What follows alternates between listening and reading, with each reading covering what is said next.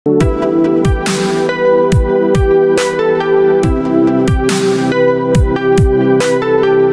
Bincang Alumni UPI. Nah, podcast yang dihadirkan mengajak bincang-bincang terhadap alumni UPI di berbagai lini lah, di berbagai bidang, tidak hanya pendidikan tapi juga non kependidikan. Tapi pendidikan kita baik bukan gara-gara kita tidak memahami teorinya, tetapi karena kita tidak mau menjalankan teori itu. Tema-tema yang disebut sebagai ilmu pasti, ilmu sains, misalkan seperti itu kontradiktifnya sampai level yang paling bawah. Apakah elektron itu adalah gelombang atau dia materi, sampai sekarang pun masih membingungkan para ilmuwan. Mendapatkan orang tua yang dia meminta si anaknya itu untuk diajarin supaya gagal gitu. Karena dia bilang dengan gagal dia jadi belajar gitu. Itu kan waduh, berpikir banyak gitu. Gimana saya mengajarkan seseorang gagal gitu kan. Ini pendapat saya. Rasanya pendidikan naratif itu tidak bisa dijadikan sebagai program nasional. Kenapa munculnya menarik? Karena hadirnya sesuai konteks yang ada di daerah tersebut. Oke. Kalau Kang Opik menemukan kesalahan penerapan bahasa Sunda di ruang publik, yang langsung dihubungi kalau tidak kepala dinas, kepala daerah, Mang Oded, Mang Kang Yana. Kalau nggak senang bilang anjing, biarin aja.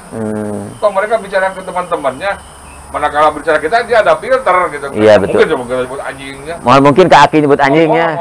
Memang untuk kita bisa meluluskan ya alumni dengan kompetensi yang luar biasa, yang kemampuan yang luar biasa itu, mahasiswa itu perlu pengalaman yang kaya.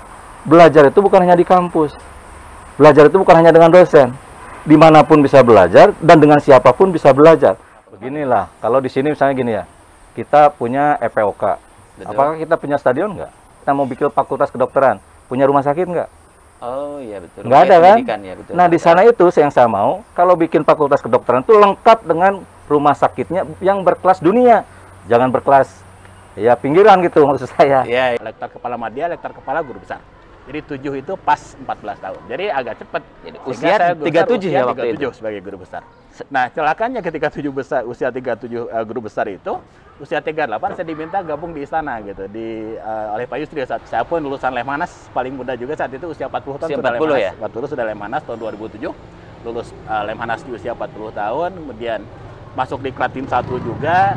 Setelah Lemhanas tim 1 itu selesai, jadi semua pendidikan itu jenjangnya sudah saya tempuh gitu. Nah, saya menang, gitu bukan menang lah, saya terpilih dari suara terbanyak, gitu, terbanyak lah, oleh senat paling banyak gitu. Nah kemudian yayasan nggak mau melantik saya, alasannya terlalu muda katanya. Ya sudahlah, terlalu muda, akhirnya saya usia 33 tahun itu nggak jadi rektor. Timbullah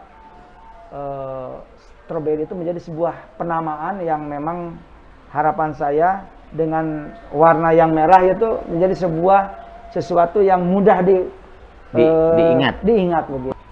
Keinginan Asep Stroberi terus berekspansi tidak terbatas hanya di Jawa Barat, tetapi bisa secara impian itu mendunia istilahnya. Betul.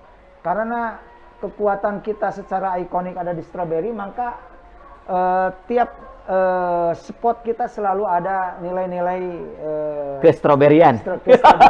Begitu, Kang. Nah, begitu, Kang.